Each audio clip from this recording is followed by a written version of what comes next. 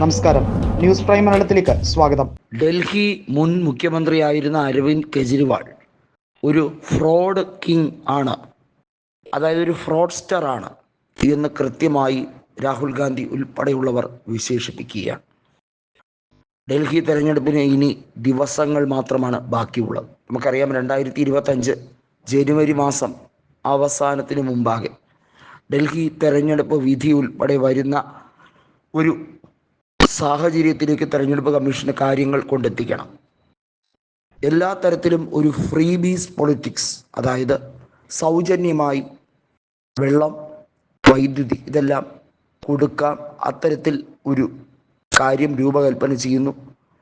പക്ഷെ പല പദ്ധതികളും വാസ്തവത്തിൽ അവിടെ നടപ്പിലാകുന്നില്ല എന്നുള്ളത് കൃത്യമായി കെജ്രിവാളിൻ്റെ നയവും അദ്ദേഹത്തിൻ്റെ വാക്കും തമ്മിൽ വലിയ അന്തരമുള്ളത് തെളിവ് സഹിതം കോൺഗ്രസ് നേതാക്കൾ കണ്ടുപിടിച്ചിരിക്കുകയാണ്.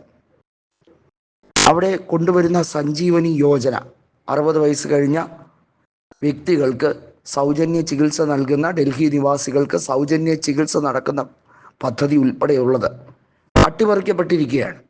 വാസ്തവത്തിൽ കെജ്രിവാൾ ഇത്തരത്തിൽ വലിയ വിടലുകളാണ് വിടുന്നത്. ഇതൊന്നും സാധ്യമാകുന്നില്ല.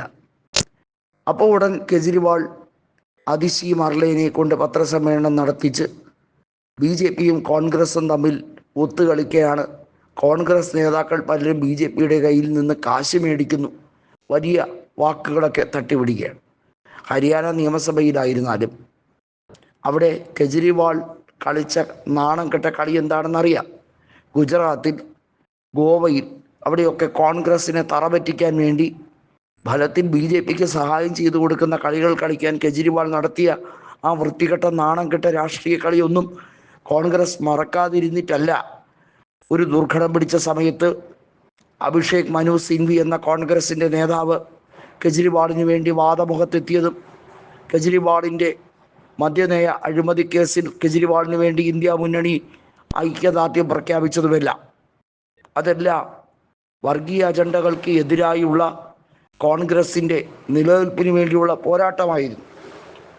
അപ്പോൾ കൃത്യമായി റിപ്പബ്ലിക് ചാനലിലെ അർണബ് ഗോസ്വാമി പരിഹാസത്തോടെ ഒരു ഡിബേറ്റിൽ ചോദിക്കുന്നുണ്ട്, കെജ്രിവാളും രാഹുൽ ഗാന്ധിയും കണ്ണും കണ്ണും നോക്കി ഞങ്ങൾ രണ്ടുപേരും എന്നും BJPക്കെതിരെ ഒരുമിച്ച് നിൽക്കും, ഫോർ എവർ ആൻഡ് എവർ എന്ന് പറഞ്ഞല്ലോ എന്ന് ചോദിച്ച് പരിഹസിക്കുന്നു.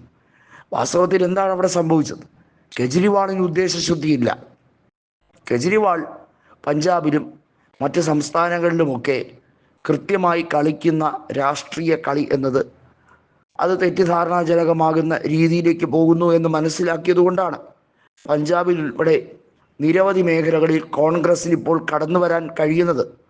പഞ്ചാബിൽ ആം ആദ്മി പാർട്ടിയുടെ കോട്ടകൾ തകർത്തുകൊണ്ടാണ് അമൃത്സറിലും അതുപോലെ തന്നെ മറ്റ് പല മേഖലകളിലും കോൺഗ്രസ് വലിയ മുന്നേറ്റം കോർപ്പറേഷൻ തെരഞ്ഞെടുപ്പിൽ തന്നെ നടത്തിയത്.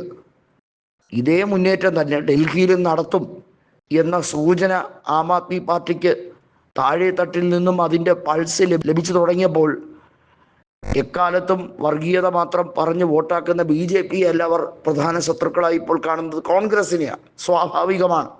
കാരണം കോൺഗ്രസ് ഏതെങ്കിലും വിധത്തിൽ സീറ്റുകൾ ഗണ്യമായി വർദ്ധിപ്പിച്ചാൽ അത് ആം ആദ്മിക്ക് ക്ഷീണമാകും എന്ന് കരുതി തന്നെയാണ് ഇപ്പോൾ അതിശി മർലേന ഒരു പത്രസമ്മേളനം വിളിച്ച് കോൺഗ്രസിനെ അങ്ങോട്ട് പഴിചാരുന്നത്. അജയ് മാക്കാനും അതുപോലെ അൽക്ക ലാംബയും ഉൾപ്പെടെയുള്ള കോൺഗ്രസിൻ്റെ പ്രമുഖ നേതാക്കളെല്ലാം തന്നെ ഫ്രീ ബീസ് പൊളിറ്റിക്സിൻ്റെ കള്ളക്കളികളെല്ലാം വിളിച്ചു പറയുമ്പോൾ കെജ്രിവാളിന് പൊള്ളും, സിസോദിയയ്ക്ക് പൊള്ളും, അവിടെയുള്ള ആം ആദ്മിയുടെ പല നേതാക്കൾക്കും പൊള്ളും. കാരണം ഇതാണ് വാസ്തവം, ഇതാണ് കള്ളക്കളി.